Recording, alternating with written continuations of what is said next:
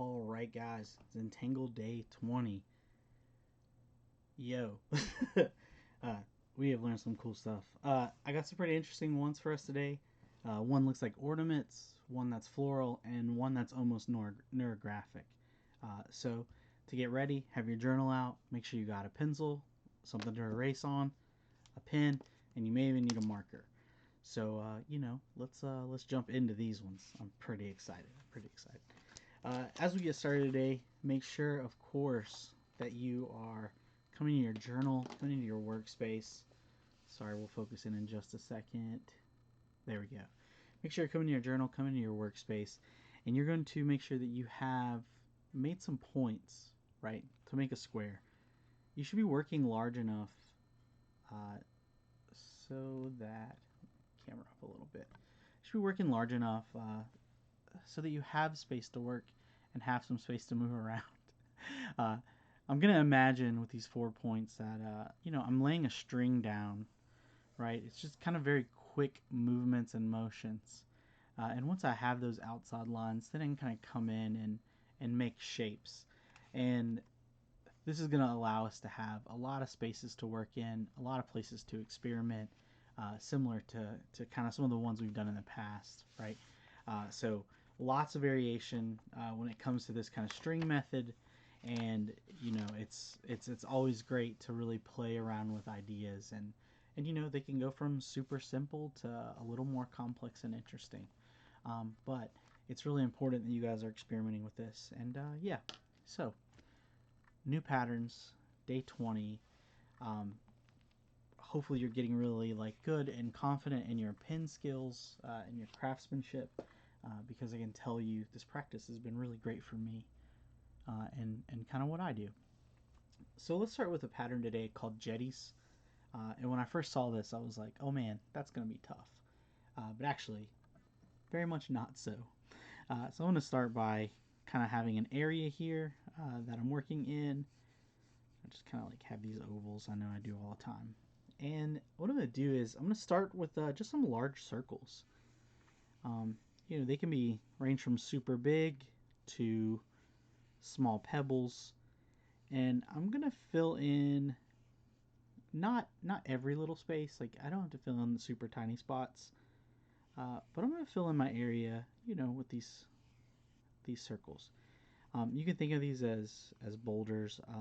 I think of this one as almost, like I said, they're like ornaments, like Christmas ornaments.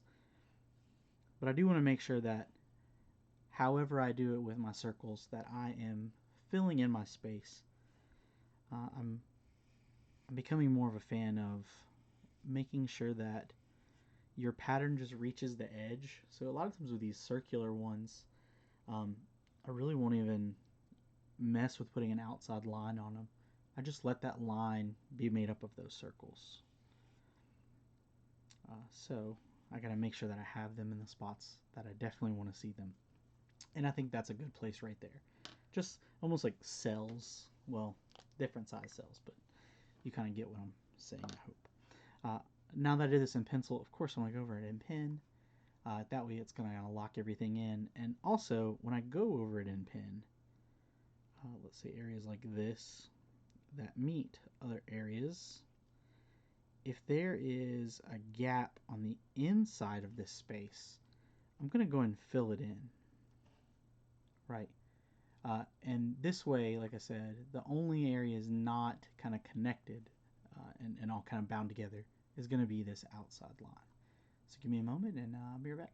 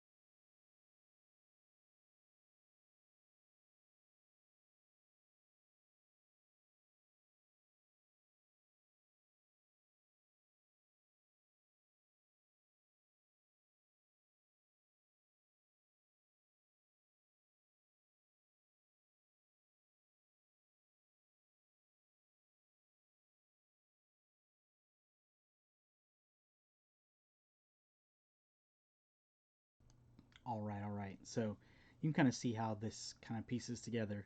I might have areas, kind of now that I've done this, that I may feel like I need to add something. And that's kind of the beauty of going over it in pencil and just kind of taking a moment and making sure that it's filled in the way you want. You know, it's your design. All right, I'm more happy with that. So from here, you make these bands, and this is where a lot of times it's up to like your preference, your personal preference, because you could easily do this so these are all facing the same direction. But I am not going to do that. I'm going to be a little more chaotic. So I'm going to draw 4 lines, but I'm going to leave a little gap in the middle like this. I'm going to do this on every single one of these circles, even the little guys. But I want to make sure that there's a space in the center.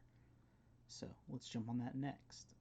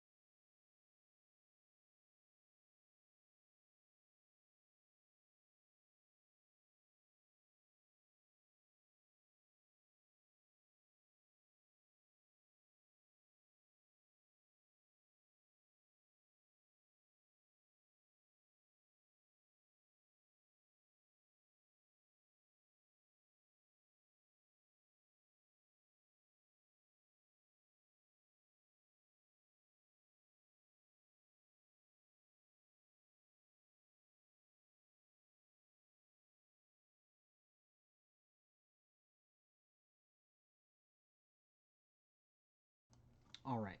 So now that I have this done, and you may have noticed I had some areas where some lines got a little closer, but you know what? That's okay. The next step is to do this like curved line that kind of like drops back on itself, and it's pretty simple. It's just this is all it is. I almost think of this as a maze. It happens really quickly, but it's just going to go in between the 2 inner lines. So if I have this one here, I'm just going to kind of start it, and I'm going to try to touch both sides. But if I get to a space where it's not quite, that's fine too. It's like ribbon candy. That's what I was trying to think of. It's like ribbon candy. So I'm just going to do this for all of these. You can make them tighter. You can make them a little looser. But this is the process for the jetties. All right. Just give me a second. I'll get all these filled in.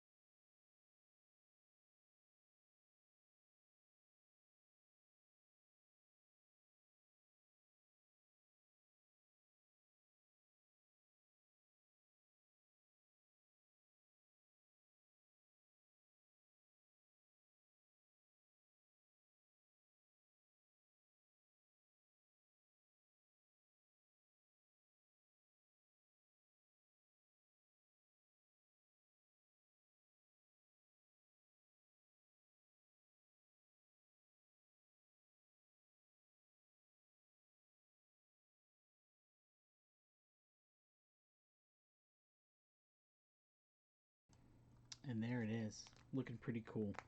Sometimes I went back a little more, like a ribbon. Sometimes I left that a little more open. But yeah, that's the Jetties pattern. It's pretty cool. It fills up a lot of space pretty quickly, and I do like how there's like a variety of shapes.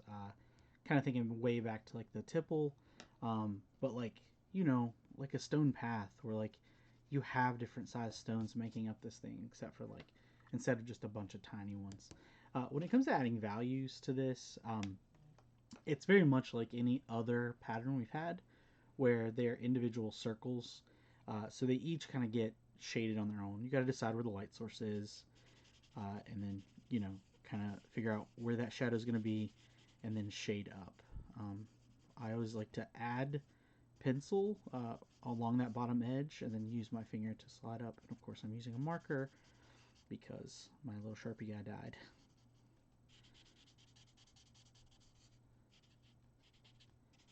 So let's throw this in here. And then after you kind of like get a little bit of value in there, always like to go back with my pencil a second time and just kind of get it a little darker as I get close to the bottom edge there, just to kind of help force the idea of that shadow,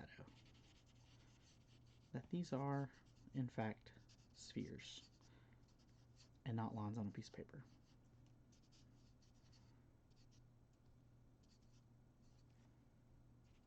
Pretty happy with that.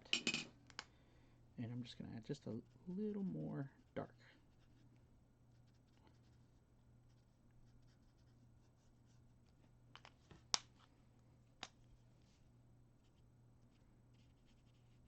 Curious from you guys, like, has this process helped your drawing skills or confidence in drawing? All right, Jetties, day 20 pattern 1. All right. The next one, Sampson. Sampson seems to be a pretty cool individual. But yeah, so let's go with a Sampson. I'm going to imagine I have a weird corner of my card here. And this is where my Sampson's going to live, okay? This can really be used to fill any shape. The only thing you have to be able to do is to draw an X. That's the big deal. If you can draw an X, then this pattern is going to work just fine. So it has these flourishes on the interior of kind of the main part of our pattern that will help fill any area. But if I have my area here, I'm going to just find my center. What do I want to be my center? I'm just going to grab a straight edge. It can be anything. I'm just going to draw an X. Boom, perfect. Just an X here. All right. And this is kind of what we're going to do.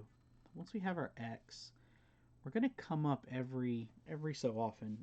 And whatever you decide your space is here, you're just going to make sure you're consistent. And I'm just going to draw a little loop like that, or a little kind of like the hood piece of an R. Boom. Boom. Same distance. Same distance. All right, and I'm just going to do that all the way around. It's probably going to, I think this looks like almost like a, like an iron door, like those cast iron doors that have like the black metal that's like twisted and welded on them, that are always pretty cool looking. But this is kind of floral as well. And you're going to get this very Roman looking cross here in the center.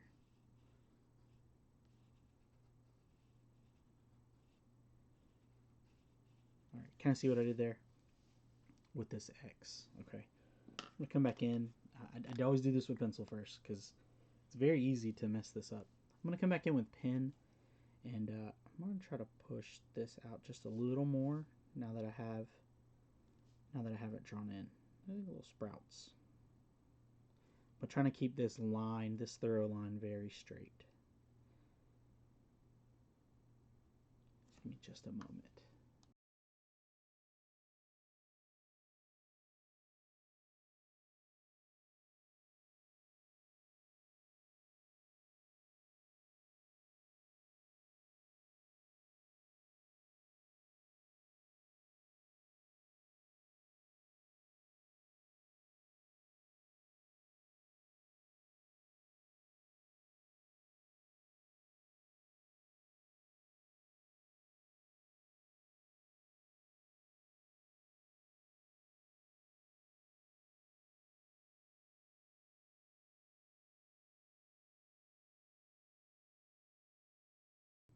All right, so I got my through line done. Um, it, it looks a little off. I think definitely this side may be a little shorter, but what I've got here, this kind of odd shape, it may look like this side's a little crushed, but you know what? It's fine. It's all gonna be okay. When we move on to the next step, now this step, I was like, this is gonna be crazy. No way. But it's pretty simple, and we're gonna imagine that each of these sections right here is its own little plant. So I'm just gonna go for it, and hopefully the camera focuses in a little bit, and you can follow along. All right. So I'm gonna move and make a little like bottom of like a circle, and once I kind of start to come up like it's a cup, I'm going to just start making little squiggly lines until I hit towards the center. All right, I'm gonna do that again on the other side. Make like a little cup, and then I'm gonna make squiggly lines like that, almost like it has its own aura around it, right? And that is how this whole thing works. Each of these little spikes has its own little aura, and I'm just gonna kind of keep coming up.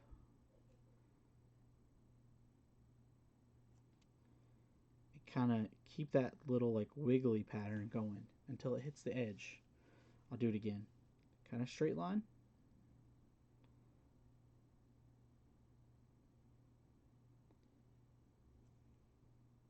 Straight line. All wiggles. Right? Just like that. And I'm just going to keep doing this again. Now, you can get super tight with your wiggles. You can exaggerate it a little more.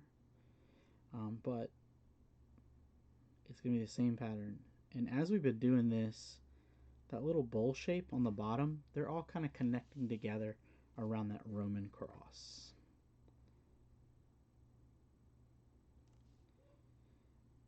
And I actually found the more I think about this, the harder it kind of gets. But that's okay. But there it is. That's the hardest part of this pattern is this kind of like leafy type texture that we're gonna make. And you know, you might see on mine my little tails here a little longer. You can always go back in and make those a little longer after you get it shaped in. But it's like it has its own wiggly aura. That's kind of the thing here. Now, once you have this done, what you're going to do is you're going to mimic the X here, and we're going to kind of fill these areas in with just lines.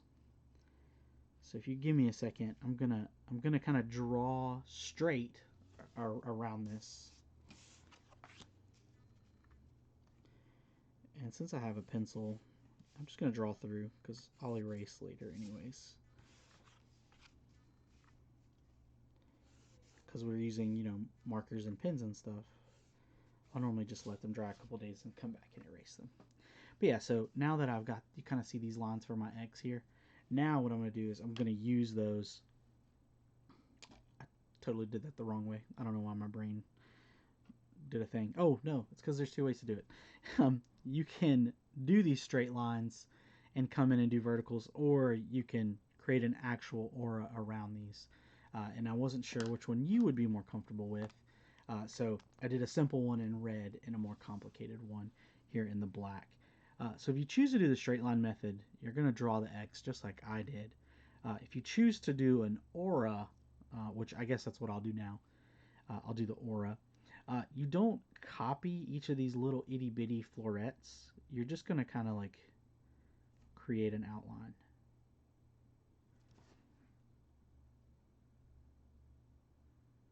Like you would a normal aura. But you know what?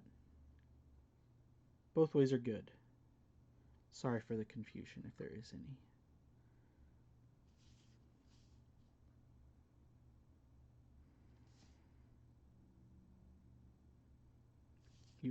You may still need a straight edge though.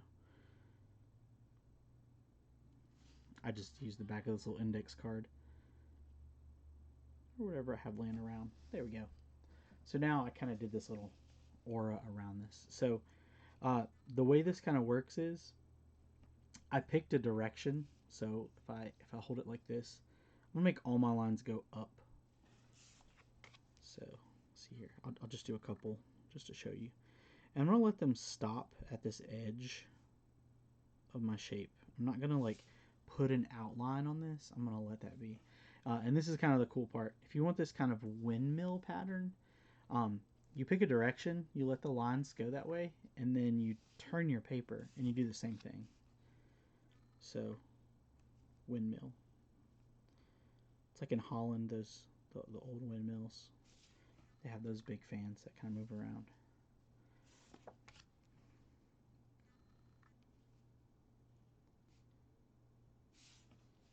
And then last time, and this one's going to go all the way up this object. I'm doing a couple lines. I'll probably come back in and really like button this up and make it all nice and filled in, like our little pattern here. Okay, so from here we're going to talk about value, and the value of this is more so like a flower. This center part is definitely going to get darker as it gets close to this this cross, and then kind of the closer you are, the darker it is. So it's pretty simple. And then if you want to, I kind of just shaded where this was close to the curves, to the aura. And I just kind of let that happen. Put a little graphite there, kind of smeared it out. So the further away it was in the center or away from these, the less graphite, the less value. And of course, leave the aura alone. Let it be its own like perfect space, because it's going to frame in all this like complicated work you did with these little florets. Kind of see, which is like quite nice, always quite nice. So a little darker right in these areas right there, and that's going to help it look like it's glowing almost, if you do this correctly. And of course,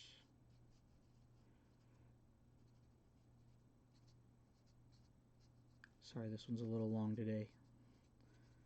Some complicated patterns as we get closer and closer to the end of this book.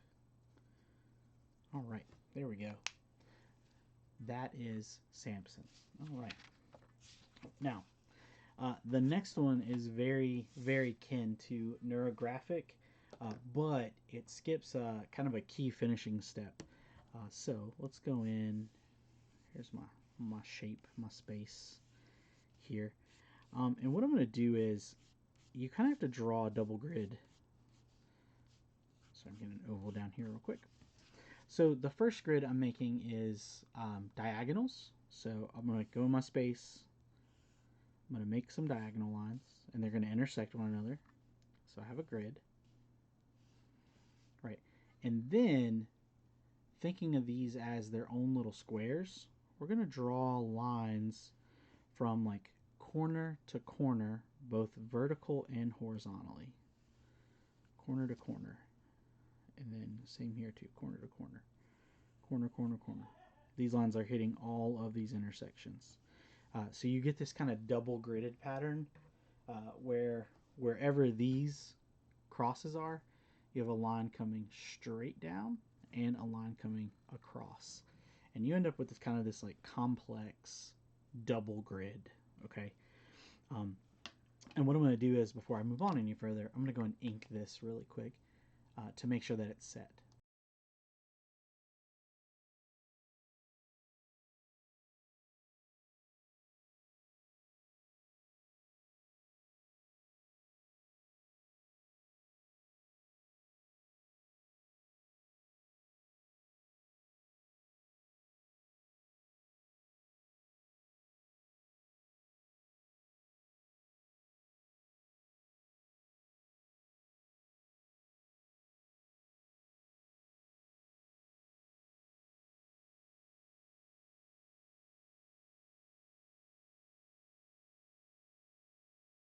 All right, double grid initiated. You can kind of see, the more flat you have this, the more open it'll be. But try not to make this too small, okay? Because this next step is where things get really awkward, okay? Some of you know neurographic lines. And the way neurographic things work is, wherever there's an intersection, you smooth it out. and you kind of like combine it to make it look like a neuron. The difference here is instead of smoothing it out, we leave these little pockets open. So it's like drawing a smaller shape inside of each of these areas that just kind of fills the shape as best it can. Those little corners, we leave them open. We don't fill them in. We just leave it open.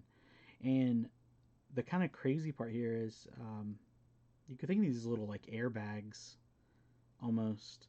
They fit as much of the space as they can, and that's kind of their job. And you want to be careful on these that you don't have any like edges, no like corners. They need to be these like shapes that are just kind of organic, freeform, and they're doing the best they can to just fill this area. And it's a little weird, but it's also kind of interesting. So if you're a fan of neurographics, you may really like this one, or you may really hate this one. You might just go, Mr. A, no, can't do it. It messes with my brain.